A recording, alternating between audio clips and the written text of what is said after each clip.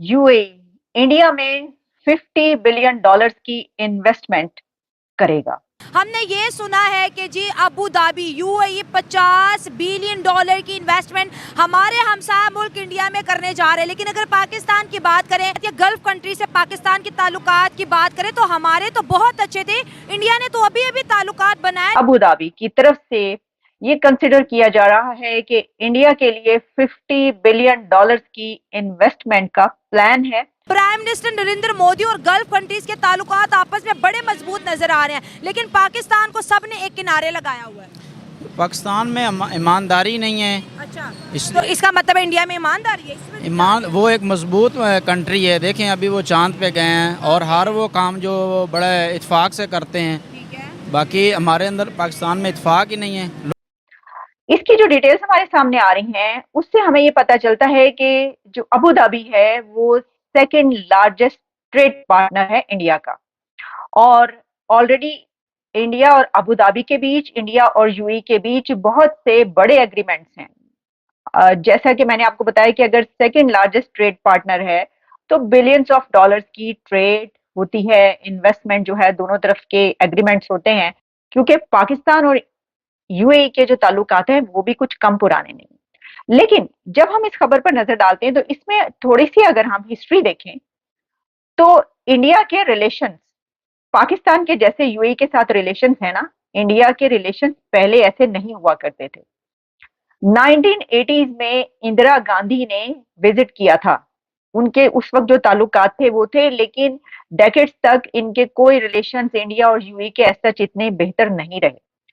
लेकिन नरेंद्र मोदी के दौर में जब इंडिया के प्राइम मिनिस्टर नरेंद्र मोदी साहब ने ये सोचा और अपने रिलेशंस जो हैं वो बेहतर बनाने शुरू किए, तो इस दौरान हमने ये देखा कि पिछले एक डेकेड में यूएई और इंडिया के जो रिलेशंस हैं वो बहुत बेहतरीन हो गए। ये जो है स्ट्रेंथन होती है हुकूमत जिस हुकूमत में ये हो रहा है वो स्ट्रेंथन होती है। और आगे है इलेक्शन, तो पायन गल हो रही है कि जो मोदी साहब के जो ओपोनेंट्स हैं, हैं जी राहुल गांधी साहब, तो उनको जो है वो बड़ी फिक्र शिक्र पड़ जानी चाहिए इसके ऊपर। इसकी वजह ये है कि वोट होर उथे जान लग गया है।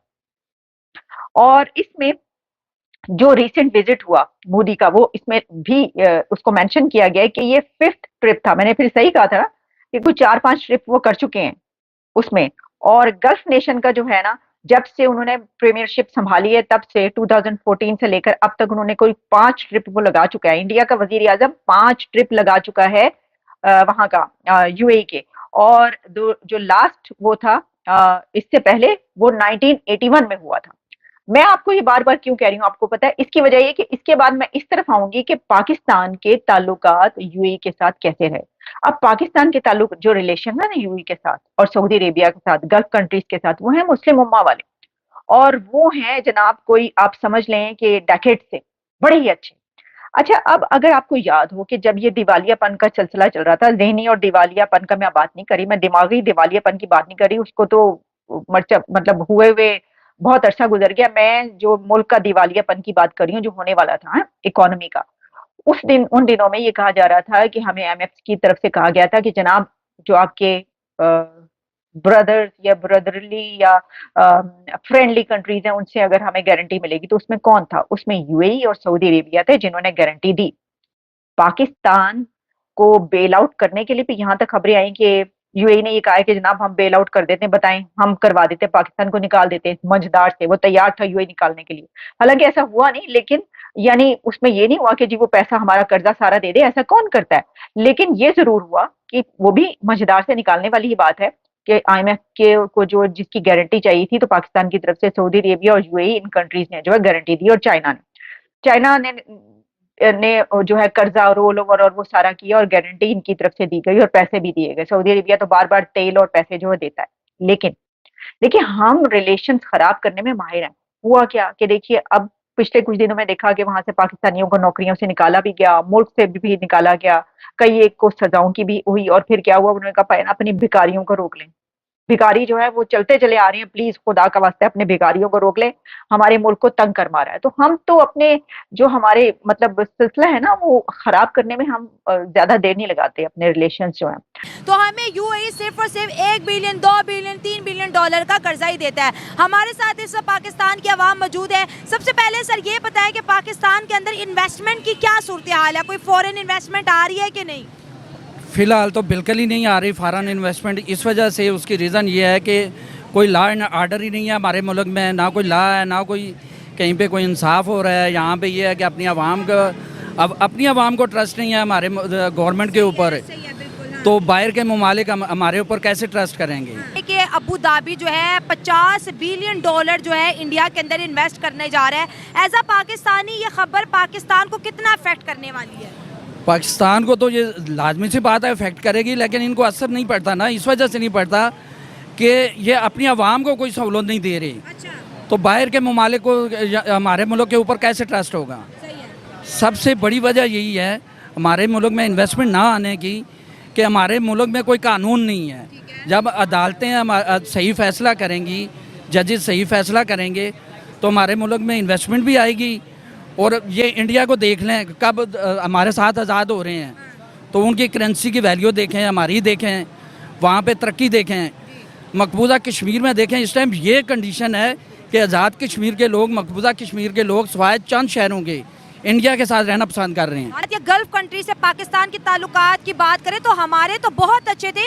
इंडिया ने तो अभी अभी ताल्लुकात बनाए, लेकिन उन पे इतना इत्मीनान आ गया, 50 बिलियन डॉलर की इन्वेस्टमेंट, इधर कश्मीर में 27,000 करोड़ की इन्वेस्टमेंट। तो जो इस्लामिक कंट्री का जो झुकाव है वो इंडिया की तरफ इतना ज़्यादा क्यों है? उसकी रीज़न सबसे पहले यही है कि आपके मुल्क में ना कोई पॉलिटिकल कोई जमात है, ना कोई गवर्नमेंट है।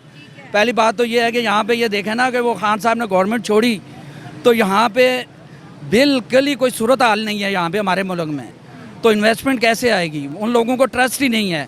अभी आप IMF का देख लें, IMF वालों ने वो खान साहब से जाके अप्रूवल ली तो उन्होंने इंस्टॉलमेंट दी इनको, तो इनको यहाँ पे इंस्टॉलमेंट नहीं दे रही। जब IMF नहीं दे रही तो बाकी लोग कैसे इन्वेस्टमेंट करेंगे? 2014 के बाद जो मोदी एडमिनिस्ट्रेशन की खास बात थी वो ये थी कि उन्होंने आते ही गल्फ़ कंट्रीज़ के साथ जो अपने रिलेशंस हैं वो बहुत ही अच्छे करने शुरू कर दिए। इससे पहले भारत का कोई भी प्राइम मिनिस्टर इतने सारे गल्फ़ कंट्रीज़ के दौरे नहीं करा था जितने प्राइम मिनिस्टर मोदी ने करे, और इसका मेन रीज़न था गल्फ़ कंट्रीज़ के अंदर अपने डायस्पोरा को स्ट्रेंथन करना, ऑयल परचेजेस को सिक्योर करना, और साथ ही साथ पाकिस्तान की जो स्टांस है, पाकिस्तान का जो पोजीशन है गल्फ़ कंट्रीज़ में, उसको वीकन करना।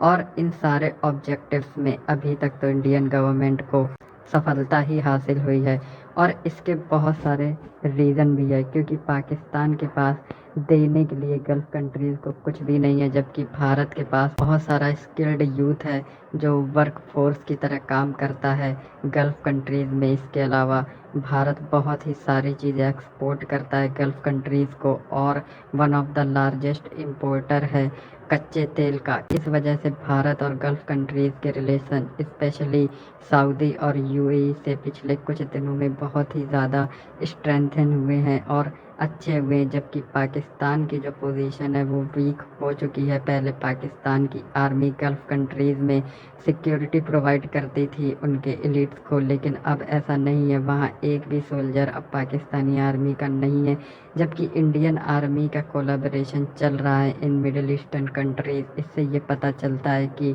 जो एडमिनिस्ट्रेशन है हमारे देश की वो पूरी तरह से कामयाब हुई है अपने ऑब्जेक्टिव्स को हासिल करने में। साथ ही साथ अभी न्यूज़ आई है कि $50 बिलियन अबू धाबी इन्वेस्ट करेगा इन इंडिया। इससे पहले भी UAE ने कश्मीर में इन्वेस्टमेंट करने के प्लान्स अपने दुनिया के सामने रखे थे, जिसके बाद पाकिस्तान को बहुत ही ज़्यादा मिर्ची लगी थी और कंटिन्यूसली वो कोशिश भी करते हैं इन सारे प्लान्स को सबोटाज करने के लिए। इसका एक एग्जांपल ये है, जब G20 मीटिंग कश्मीर में हो रही थी उसी वक्त एक हमला भी हुआ, आतंकवादी हमला हुआ, जिसको इंडियन आर्मी ने बहुत ही एफिशिएंटली न्यूट्रलाइज भी कर दिया। और ये इन्वेस्टमेंट आने वाले समय में भी जारी रहेंगी, क्योंकि आने वाला समय इंडिया के लिए बहुत ही अच्छा है in terms of economic growth.